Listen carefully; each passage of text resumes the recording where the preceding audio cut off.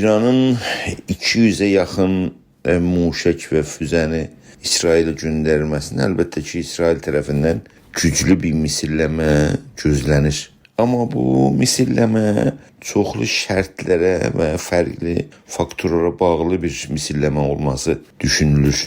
Önəmli şərtlərdən Amerikanın dünən Bideni dedi ki, İsrail reaksiya göstərmədə haqlıdır, amma bu reaksiya müəyyən bir mülahizələr içində olmalıdır. Məsələ, İsrail İranın nüvə silah mərkəzlərinə və ya nüvə texnoloji mərkəzlərinə hücum etməməlidir.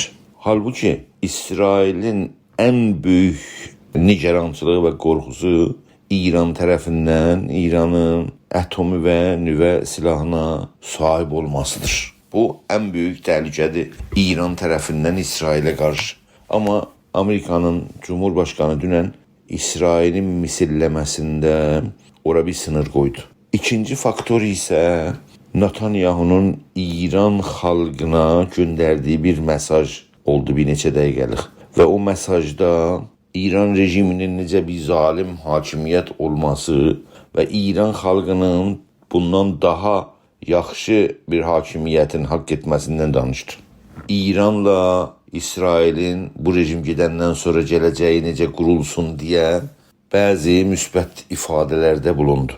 Yəni əgər İsrail bu misilləmədə İran əleyhinə, yəni qarşılıq vermədə bu hücuma bəzi mülahizələri diqqət mərkəzinə almalıdır. Məsələ, enerji qaynaqları İranda, deyək məsələ qaz xəttini və ya neft ilə benzin üretim mərkəzlərinə hücum gətirirsə, orada xalqın, yəni indi qışın qarşısında yanacağın olmaması, qazın olmaması, neftin olmaması istər-istəməz xalqın reaksiyasına, o anti-İsrail hissini gücləndirməsinə səbəb ola bilir. Yəni, əgərsə İsrail öz misilləməsində Netanyahunun sözlərini diqqət mərkəzinə alırsa, neft və ya qaz mərkəzlərinə ya enerji mərkəzlərinə də hücum etməsi İsrailə qarşı anti-İsrail hissini gücləndirir və bu İsrailin mənafeyini siyasi səviyyədə təmin etməyən bir eyləm ola bilir. Amma İranın difai sisteminə hücum gətirmə, muşək üretim mərkəzlərinə hücum gətirmə, silah ambarlarını məhv etmə və bu təcrübəyi ki, Suriyədə və Lübnanda İsrail özün göstərdi, İranda rejimin əskəri cəhətdən liderlərini və ən yüksək pozisyonda olan şəxslərini də hədəf ala bilir. Əlbəttə, nüvə araşdırma mərkəzləri, o mərkəzlərdəki uranium saflaşdırma yoxdur, yalnız araşdırma aparılır. O mərkəzləri də vurması hədəf ola bilir. İndi yalnız İranla İsrailin arasında bir-birinə qarşı silah, füzələr, pəhbadlar, İHA'lar və SİHA'lar vasitəsilə gerçəkləşir. Əlbəttə, bir tərəfdən də keçən 10 ildə İsrail göstərdi ki, çox ciddi bir əməliyyatı qrupu İran içində İsrailin mənafeyi üçün çalışır. Yəni, içəridən bəzi hərəkətlər də İran rejiminə qarşı meydana gələ bilir. Amma bunu bilməliyik ki, İranın dünənki muşək hücumu İsrail tərəfindən ciddi qarşılaşma ilə üz-üzə qalacaqdır. Bu misilləmədə diqqət çəkici təcrübə İsrailin reaksiyası idi. Birinci İranın İsrailə muşək yollamasında ki, İsrail İran konsolosluğunu Suriyədə vuranda İran yenə də geniş vasitədə füzələrlə İsraili hücum altına aldı. Onun reaksiyası İsrail tərəfindən tələsi olmadı. Amma qısa zaman keçəndən sonra İran İslam Cumhuriyyətinin Cumhurbaşqanı və başqa məqamlarının helikopteri çox əsrarlı bir formada vuruldu.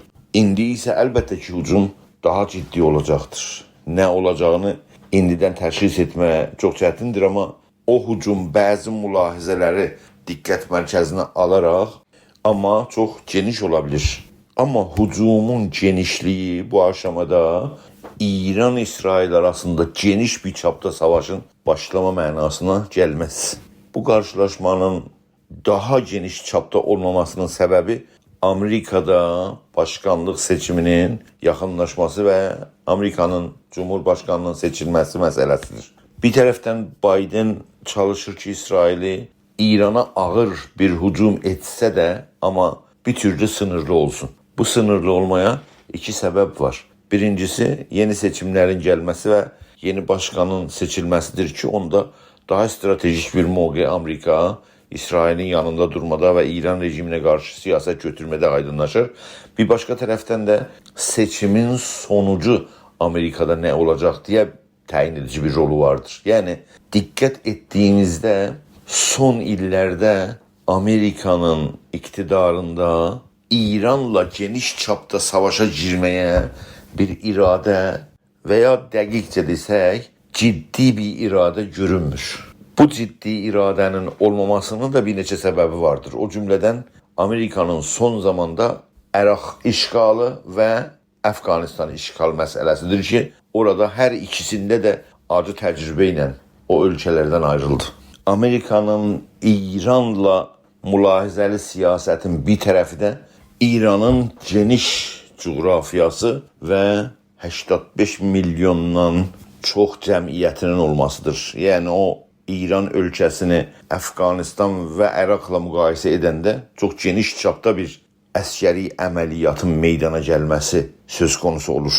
Və bir başqa faktor da vardır ki, Amerikanı İran dövləti ilə əskəri qarşılaşmada mülahizələrə sevk edir. O da İranın siyasi coğrafiyasında keçən 100 ildə istibdadi hakimiyyətin olması üçün müxalifət cibhəsində, opozisyon cibhəsində otoritəli opozisyonun olmamasıdır. Yəni, deyək, bu böyük bir ölkədə bir neçə partiyanın xalq içində güclü bir tərəfdar olması, sempati olması və o vasitə ilə bir siyasi otoritənin müxalifətdə olmasıdır ki, xarici qüvvələr o otoritəyə sevkənərək İran rejiminin dəyişilməsinə düşünsünlər. Bu ağır təcrübəni Amerika Əraqda başdan keçirdi və Səddam Hüseyn yıxılandan sonra və Əraq Amerikanın işğalına keçəndən sonra opozisyon balaca qruplar dövlət qurmaya təşəbbüs göstərdilər, amma ölkə bir qısa zamanda Daişin əlinə düşdü. Dini cərəyanlar daha güclü Əraqda organizə oldular və Amerika meydan oxudular. Hətta qurulan Əraq dövləti belə istər-istəməz qısa zamanda İranın cibhəsinə keçdi və İran, Suriyə və Əraq dövləti birlikdə Amerikaya qarşı hərəkətə keçdilər. Bu ağır təcrübə Amerikanın İranın iç siyasətində dəyişikliyi və iç siyasətinin yapısına baxdığında əlbəttə ki, mülahizəli siyasət götürməsini başa düşmək olur. Bir başqa tərəfdən də İranın etnik yapısı həm İranın içində və həm İranın dışında çox tanınmış bir faktordur.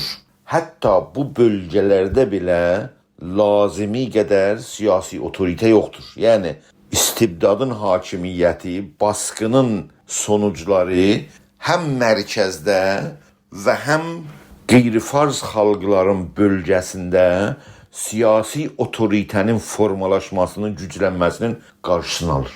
Yəni, dışarıdan baxdığında, yəni Amerika eynəyi ilə İranın vəziyyətinə baxdığında, İran hakimiyyətini bu vasitə ilə, xarici gücün vasitəsilə dəyişilməsi, yıxılması İran içində ciddi bir kaosa, siyasi kaosa yol açmasına nədən olur və o açıdan Amerikanın bir 85 milyonluq ölkəni kontrol altına almada nə qədər əskər, nə qədər sərmaya və nə qədər zaman lazımdır deyə düşünəndə Amerikanın mülahizəli siyasətinə yol açır. Amerikanın mülahizəli siyasəti İran rejiminə qarşı olanda əlbəttə ki, İsrail yalnız tək başına İranla qarşılaşmanı istəməz və istəsə də o savaş arzu etdiyi və istədiyi hədəfi əldə edə bilməyə imkanı olmaz. Bu səbəblərə görə də İsrail, yəni siyasətlərin İrana qarşı Amerika ilə uyğunlaşdırmağa çalışır, amma bu uyğunlaşdırma da İsrailin İran rejimini dəyişməsi hədəfində istər-istəməz uğursuz qoyur. Hər halda bu mülahizələri diqqət mərkəzində aldığımızda İran-İsrail qarşılaşması hara vara bilir deyə gedişata baxmalıyıq. Amma İran-İsrail qarşılaşmasında aydınca görmək olur ki, güc dəngəsi, güc əskəri dəngə hətta İranın zərərinə davam etməkdədir. Xüsusən son İsrailin eyləmləri, rəisinin helikopterin vurulması, Həniyənin Tehranda vurulması, sonra Həsən Nəsrullahın vurulması və Hizbullahı geniş çapda mühüm liderlərini öldürməsi siyasi və əskəri dəngə İranın ciddicə zərərinə davam etməkdədir. Son İranın muşək füzə hücumuna İsrailə qarşı keçməsi bu dəngəsizliyin sonucu və İran rejiminin ən azı öz tərəfdarlarını qazansın deyə, hətta deyərəm bir istənilməz təşəbbüsüdür son muşək füzə atma İsrailə.